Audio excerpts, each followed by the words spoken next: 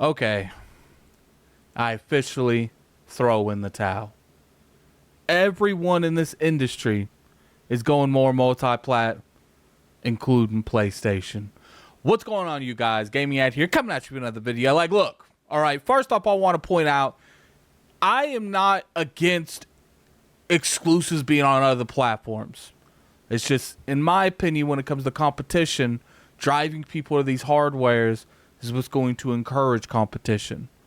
And without them, it falls flat on what the actual hardware itself represents and offers.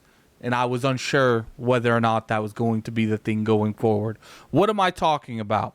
Helldivers 2. Now, for those of you that don't know, Helldivers 2 has been a massive success for PlayStation. They went on this huge, gigantic push to multi-platform, games as a service. Not maybe necessarily multi-platform, but games as a service. They spent a lot of money. They did the Spider-Man, multiplayer. They did Helldivers 2. They did factions.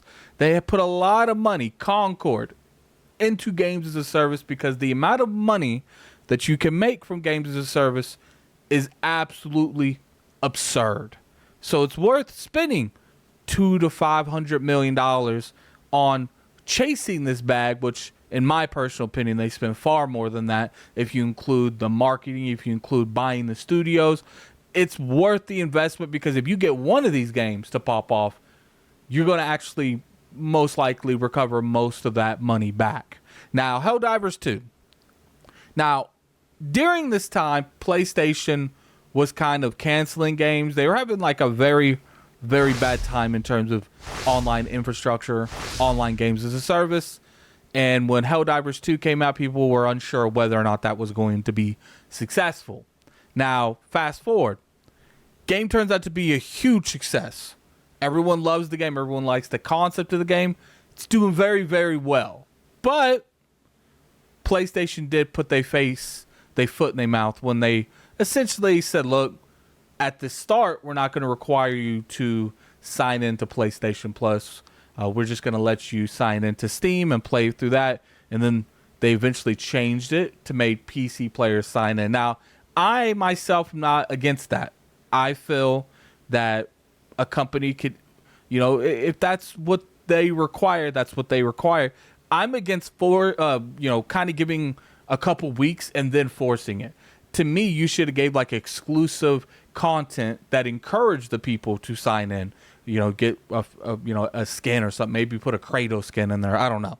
All right. So with all this going on, Helldivers 2 was always rumored that it was coming to Xbox, and I was one of the first people that's like, look, I have to see something significant go over to Xbox because MLB The Show, even though MLB is made by their studios, and even though MLB is one of their pillars, it's a huge, important franchise to PlayStation, I had to see more than just that. So then we get into where we're at now. A couple weeks ago, Helldivers 2 was just announced for Xbox. And even though there's been slight stuff that's coming over to Xbox, what made this one specifically unique was the fact that it was actually published by PlayStation LLC. What is PlayStation LLC? Well, it's not normally what they use to publish their games, but they made this entity to publish more games. Companies don't normally do stuff like this if it's just going to be a one and done game. So clearly, by making that LLC in general shows that they were going to publish more. Didn't know if it was going to be Xbox. Didn't know if it was going to be Switch. Maybe they're going to post more games on PC. Because up until that point, they were using third-party, publishers like 505 Games to publish their games on other platforms. So now, fast forward to now. Even with that going out, Helldivers 2 was the first time I saw that and said, yo, something seriously is changing, because PlayStation, it was rumored and pretty much confirmed that PlayStation themselves is the one that really pushed for this game being a multi-plat, coming to, especially Xbox. A lot of people like to go on about everything under the sun, but you don't release your game for a platform like Xbox if you think there's no money to be made there. Do they make the money? that's up in the air. We'll have to see how it does. I do feel out of a lot of stuff, Helldivers 2 is going to appeal to more of an Xbox crowd, that it will do well over there. So what is the point of this video? You know, giving you guys a little bit of a play-by-play going up till now. You know, the biggest thing I've seen these companies do is because, in my personal opinion, PlayStation's doing this solely because they heavily overreached in the games as a service. They spent far too much money in that. Now you're seeing stuff that they're doing to get more money. Now, I always thought, in my perspective, releasing games on other platforms is one thing, but showing that platform on your stage is a different thing. For instance, Xbox right now, they're very big on not only releasing games on other platforms, but releasing their games day and date on other platforms. And I think, you know, timed exclusives matters, but that identity is important too. So then when you go on that, it's like, you know, because not only that stuff you have control over, you know, like review copies, putting, you know, competitors' logos on your actual stage. These things you want to be synonymous with your brand. And if you have every ability to eliminate the competition from your brand, then you probably should do that, in my personal opinion. You know, when you see a Call of Duty brand go up, you want that to be linked to Xbox, because that's something that you control. You control the marketing to that. So it makes more sense to really push people towards the Xbox brand. Even though that game is coming for everything, people are going to see the Xbox logo after the Call of Duty logo, and that means a lot. So, you know, when I started seeing, you know, Xbox doing Call of Duty bundles on PlayStation, that was like, okay, you are officially not even trying to promote your own console. And up until now, you ain't really seen PlayStation do anything remotely close to this until now. So let's pop over here. All right, as you can see, this is the PlayStation website. This is for Helldivers 2 Sony Interactive Entertainment. $39.99. You know, you got all the stuff that it requires. This is pretty much essentially what you would see when you go log in to PlayStation to either buy the game, look up games, just stuff in general when it comes to PlayStation. As you can see, here's all the trailers with the PlayStation logos. And then you go down here and you see on PlayStation 5, on PC, because even though that everything was going on with, you know, promoting this on PC, it made more sense because this is a games as a service. But then they put Xbox on here, and the funny thing is when you click the Xbox button, it actually takes you to the Xbox website, which makes sense. You know, we probably knew that this was going to happen. You know, August 26, 2025. And the funny thing is, like, you know, it's been highly rumored that we're going to get some form of a Halo, you know, ODST, something Halo related. Now, I actually feel this is a bigger moment for PlayStation games and PlayStation and Sony going more multi-plat than even the Helldivers 2 itself coming to the platform. Because it's one thing to release Helldivers 2 to Xbox because you're trying to make money off of, especially, you know, some of the bad investment decisions that you've made in the past couple years. It is another thing entirely to start promoting your competition actively on your website. And like I said, you know, you look at just about all of the Xbox trailers that happened this last June showcase.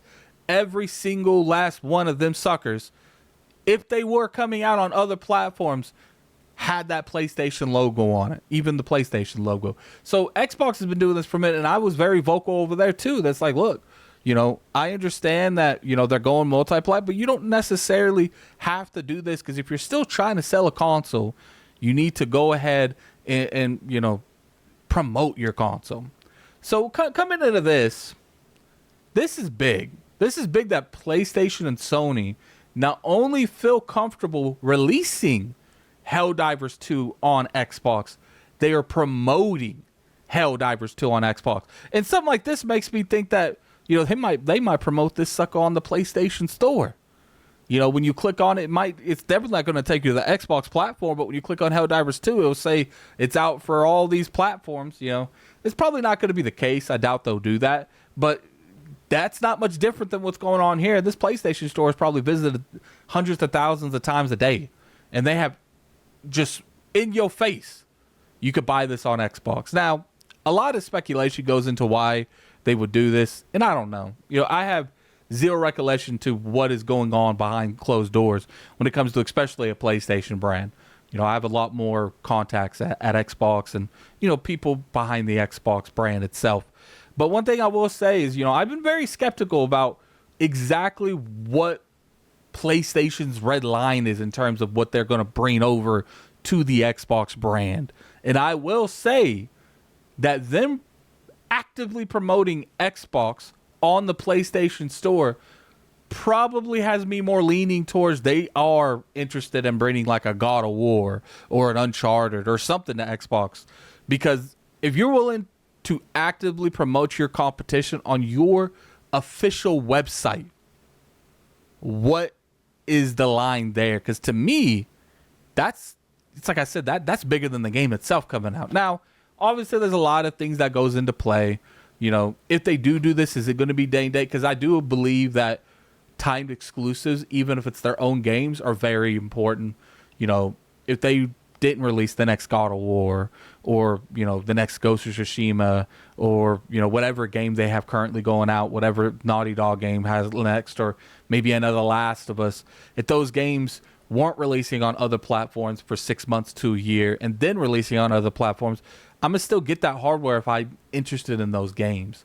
Final Fantasy, as of right now, most likely, unless something has changed, and we don't know, that last game is probably going to be an exclusive to the PlayStation brand. Now, maybe because, Square Enix is doing something different in terms of how they're approaching business, maybe they'll fight for that to be a multi-plat or do something with PlayStation. Or maybe PlayStation's more open to, not taking as much as a hit when it comes to the marketing, maybe sharing some of the marketing with Square Enix and allowing them to self-publish that game on multiple platforms.